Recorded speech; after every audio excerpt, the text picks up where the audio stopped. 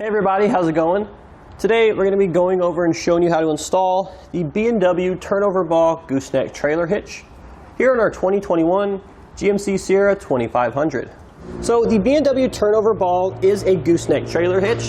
It has a 2 5/16" hitch ball, which is going to be accommodating for most gooseneck trailers. However, a lot of people actually use this underbed installation kit to tow a fifth wheel.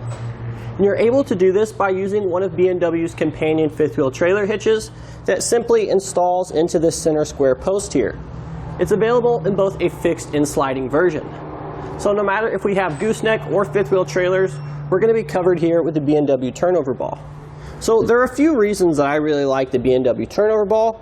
One of them is obviously the fifth wheel trailer compatibility. The other one is going to be the clean, simple installation look. As we can see now, this is what it's going to look like when we're towing a gooseneck trailer. The only thing we're really going to be able to see is obviously the hitch ball. We have the 2 safety chain loops here on the side.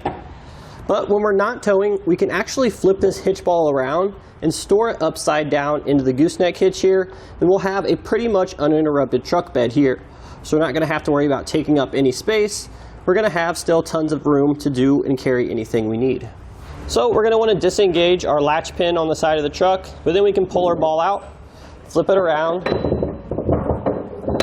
and then now we have it in the stowed position. So if you're looking to get into fifth wheel or gooseneck towing, you may or may not already be familiar with the B&W brand. But if you're not, what you're going to come to find out is B&W is one of the most highly rated options on the market. They're very well reviewed, and it's for good reason. Most of their products are completely overbuilt. They're built with very thick steel. You don't have to worry about anything breaking down. They're extremely durable. It's also all powder coated. They have that signature gray powder coat, which I really like. It's going to protect everything from rust. And with B&W, everything is made right here in the USA, and it all has a lifetime warranty. So in regards to weight capacity, you really shouldn't have any concerns at all. While we're using it with the hitch ball that comes with it as a gooseneck configuration, we're going to have a 30,000 pound gross trailer weight rating, which is the amount of our fully loaded trailer. And then we're going to have a 7,500 pound tongue weight rating, or rather pin weight rating, which is going to be the downward force on the hitch ball. Now, if we're using this in the fifth wheel configuration with the B&W companion fifth wheel hitch, that's going to limit us to 20,000 pounds, which is still going to be plenty for most trailers. So if we come over here inside the driver wheel well, we're going to show you the latching mechanism. This is what secures the hitch ball or our fifth wheel hitch in the truck bed here. We're going to simply pull out and then rotate it to lock it in place. Then we can flip our hitch ball upside down or remove it, install our fifth wheel hitch, and then once we have it secured, it's as simple as twisting it and then letting it retract back in. So in regards to installation, I will level with you guys. I've installed quite a few fifth wheel and gooseneck hitches, and they're not particularly easy. They are definitely going to take you some time, but I was pleasantly surprised with this kit here. It wasn't too bad at all. It really didn't take us that much time. We didn't really need any specialized tools. It was all pretty straightforward. I would definitely say this is one of the easier gooseneck hitches I've installed. So if you guys just have some basic tools in an afternoon to be able to do this, I do think you guys can do it at home by yourselves. Let's go ahead and jump into the install now so we can show you how. So the first step of our installation today, we actually need to go ahead and lower the spare tire here. In order to do that, we're going to be using a special tool that we have. However, the tools you need to lower the spare tire are going to be included with your vehicle.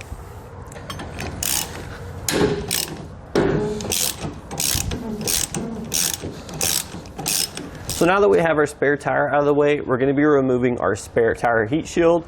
There's going to be 2 bolts holding it in, one back here, one back here. We'll remove these both with a 13mm socket.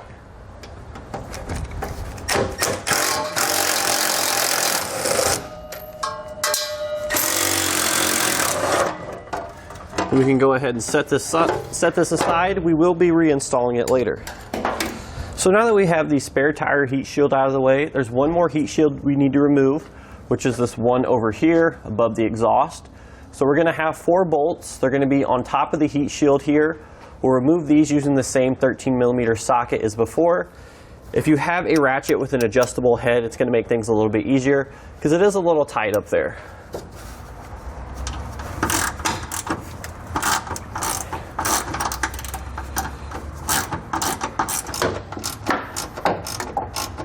So we're gonna have one final bolt for our heat shield. It's kind of hard to get to.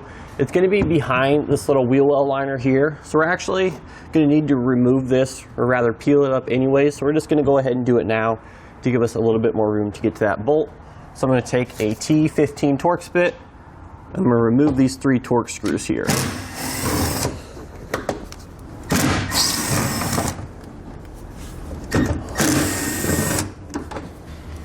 So once we peel that liner back, we should see it right in here.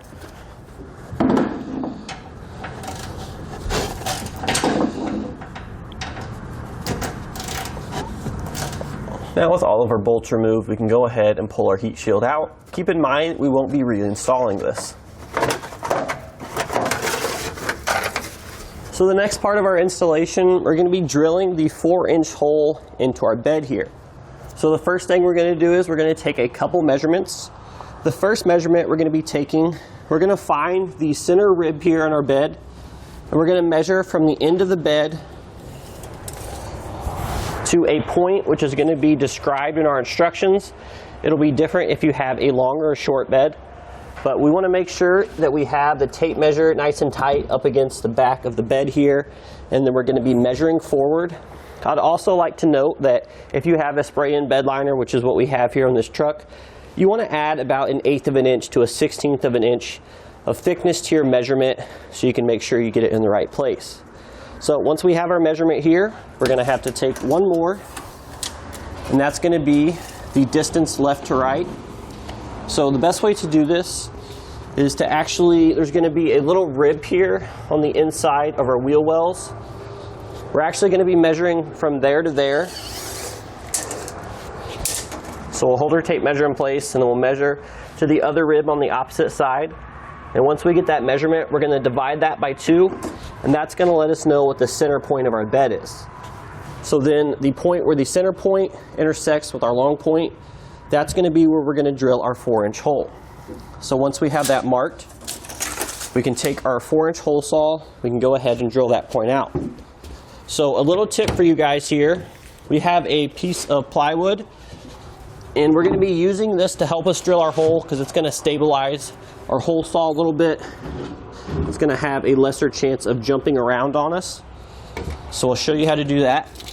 So now we're going to stand on our plywood here, and this is going to help brace us. We also want to make sure that we have a nice tight grip on our drill here, because when it catches, the drill bit can kick and hurt our wrist. So let's just go ahead and drill our hole now.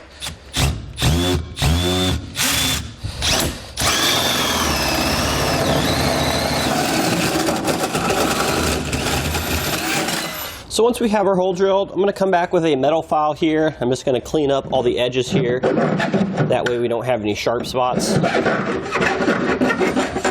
Now we're going to go ahead and just clean up all of our metal shavings here. So now finally, we're going to come back with a paint marker. If you have any sort of clear coat spray paint, that'll work as well. But basically, we just want to clean up all that bare metal so we don't have to worry about any rust issues down the line.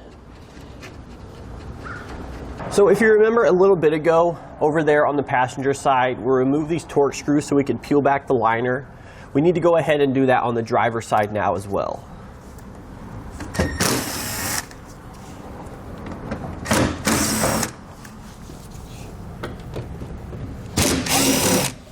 And then we'll just peel back the liner here.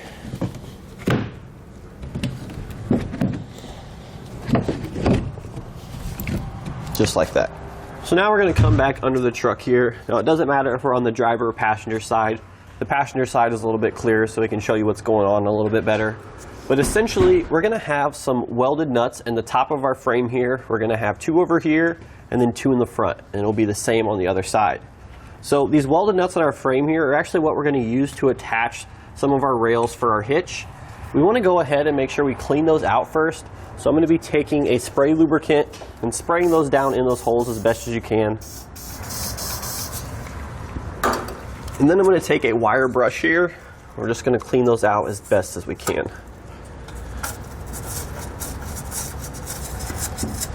So then we're just going to repeat that same process for the other 2 weld nuts up in here, as well as on the other side of the vehicle.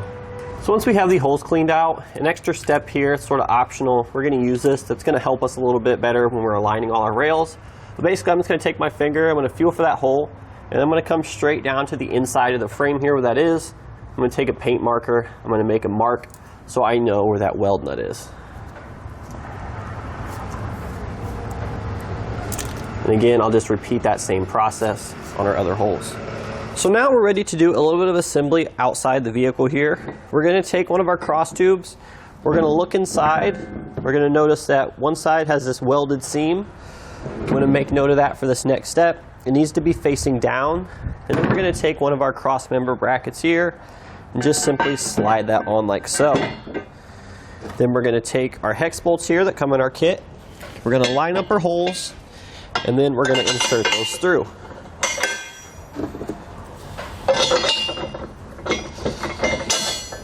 And on the other side here, we have our flange nuts. We'll go ahead and install these and tighten them down.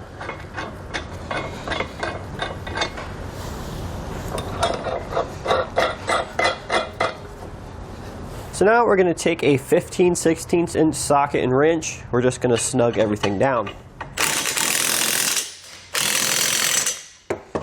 And now we'll come back with our torque wrench here and torque it to spec.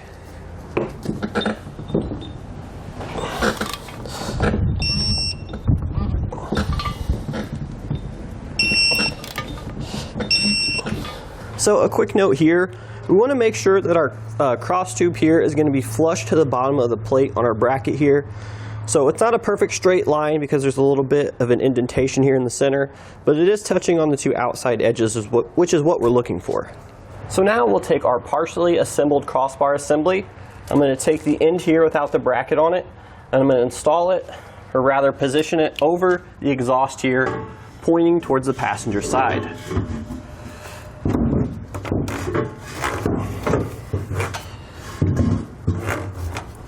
So now that we have the opened end of our cross tube pushed all the way back, we want it to pretty much be sitting on top of our shock mount here.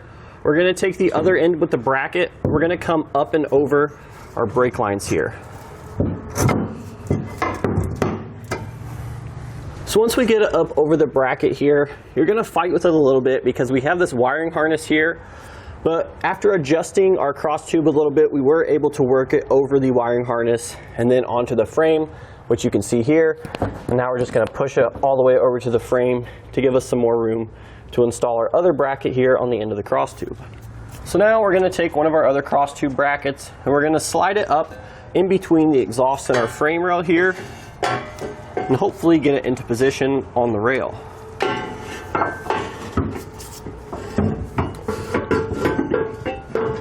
So I'll be honest with you guys here, we did have to fight with this one a little bit. It's not going to be as easy as it may seem, but we actually went ahead and lowered our exhaust here. There's going to be a couple hangers here. We have one at the rear and then two at the center, which you can see here.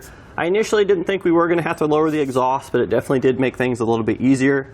So if you just remove those three hangers here, it's going to make our lives much easier. So once we have the bracket into position, we'll go ahead and line everything up. And then we can take our bolt and place it through to line everything up.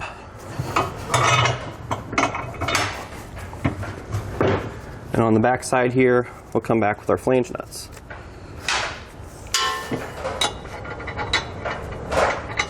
So now we're pretty much going to repeat this same process here for the rear cross member.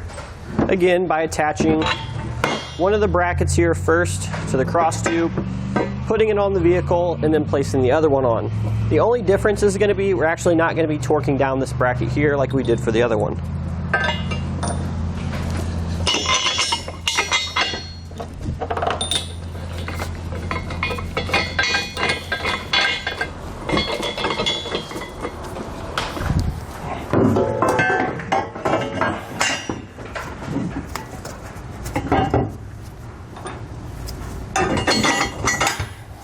So the next thing we're going to do is we're going to install the latching mechanism onto our center section. Now there are a couple different ways you can do this, because one thing, it can go on this side or it can go on this side. It's really going to depend if you have a long or a short bed truck. Our particular truck here is a short bed.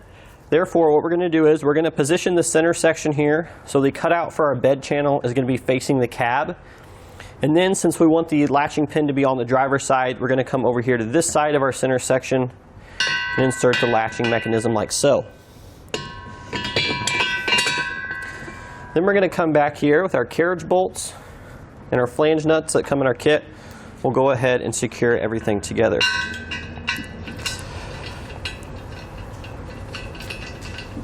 Once we have our nuts started, we'll come back with a 1/2 inch socket here. We'll go ahead and tighten those down.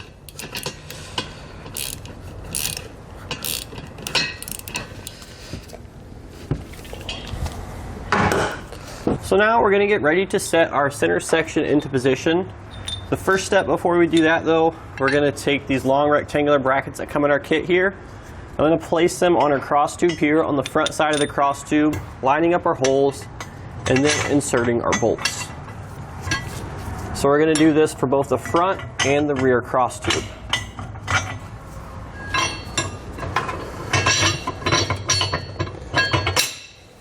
So now we're going to go ahead and spread apart our two cross sections here. Not all the way, just enough so we can get the center section into position. So now we'll take our center section here, just again verifying that we have the latching release mechanism over here on the driver's side. Let's go ahead and set this up into position now between our brackets.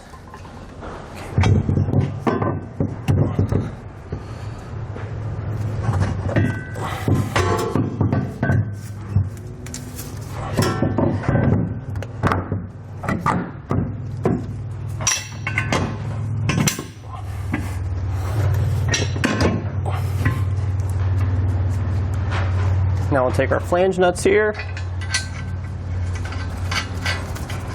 and just loosely secure the center section to our two cross sections.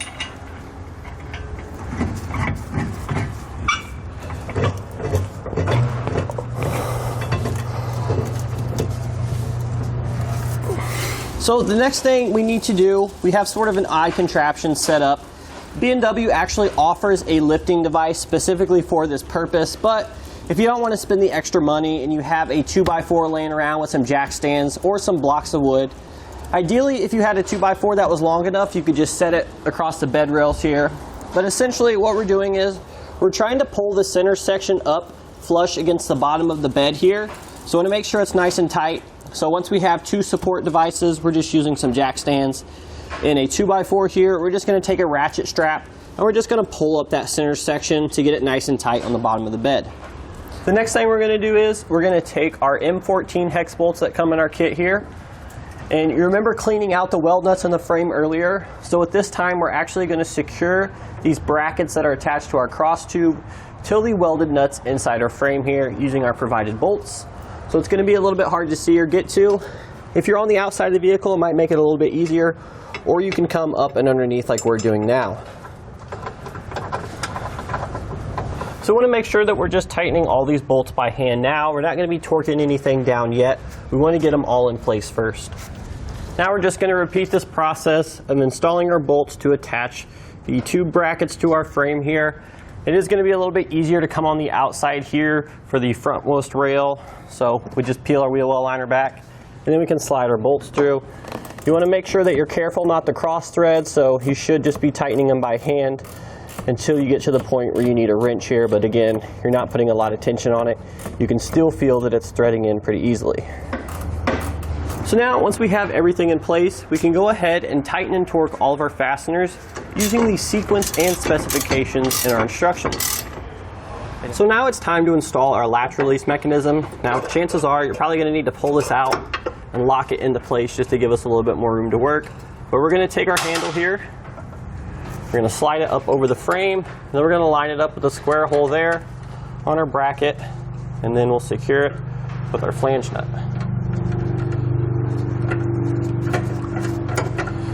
Once we get it started, we can take our 1/2 inch socket and tighten that down. Make sure we don't go too tight.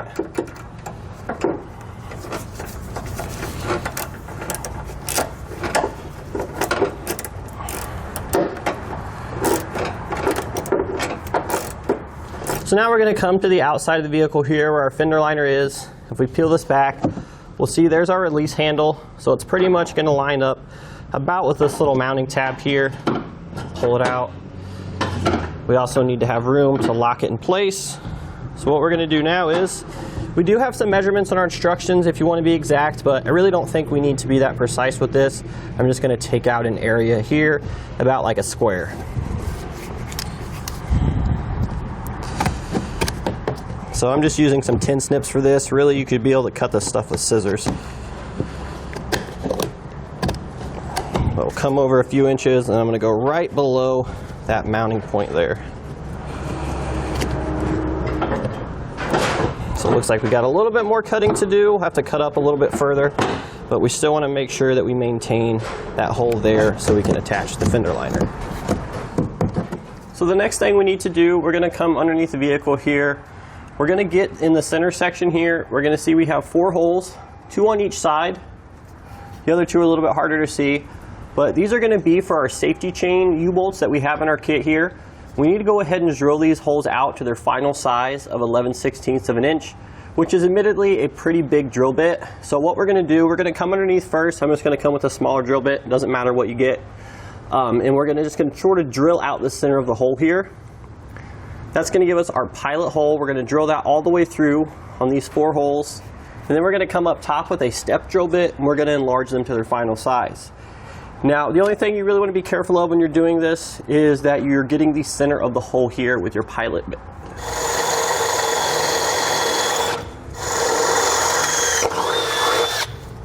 And now we'll just simply repeat that for our other 3 holes here. So now that you can see we have our 4 pilot holes, 2 on each side, we're going to come back with our step drill bit, and we're going to enlarge them to their final size.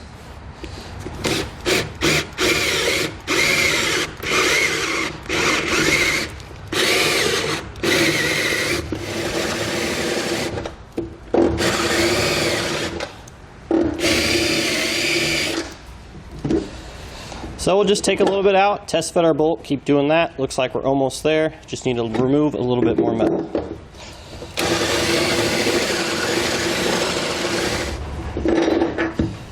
So there we go.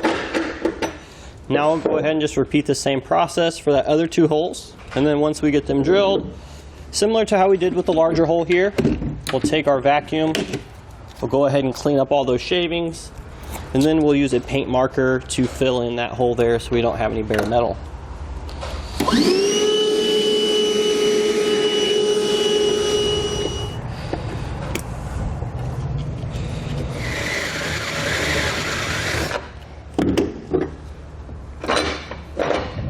So now that we have our holes drilled, we have our U-bolts in place, we're going to come up underneath, take our spring here, place that on, and then we're going to have a nut here we need to thread on as well. So we're just going to be tightening this nut until the bolt is going to be flush with the face of the nut. You're going to be using a 24mm socket to tighten that down.